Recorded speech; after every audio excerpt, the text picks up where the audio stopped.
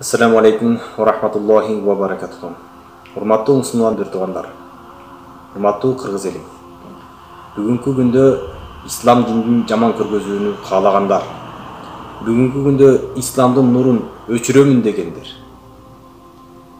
Булардын мисалы чимели же болбосо чиркей күндүн нурун өчүрөм дегенге аракет кылган сыяктуу.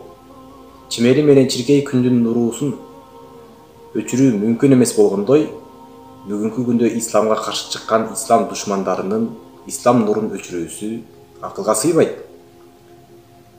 Урматтуу мусулмандар туугандар, бизди жараткан жалпы ааламдын эгеси болгон Аллах Таала бизге ислам динин толук жана так кылып түшүрүп берген.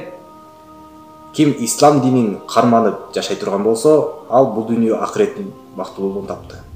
Ким исламдан баш тартып жашай турган болсо, анда ал Аллах Тааланын өтө чоң бир сыноосунда турат. Буга далилде Куранда Аллах Таала мынтип баяндап берди. Бисмиллахир-рахманир-рахим.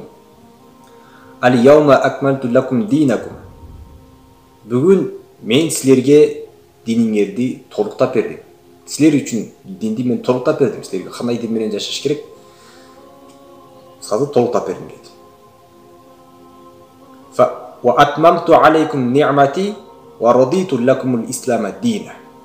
Жана мен силерге өзүмдүн неаматтарымды, мындайча айтканда, ошол дин менен жашаган адамдарга кандай сыйлык белектерди убада кылган болсом, ошолордун бардыгын мен толуктап бердим жана силерге ислам динине тандап алдым. Силер кайсы дин менен жашаш керегиңерди сурай турган болсоңор, мен силер үчүн ислам динин тандадым дейт.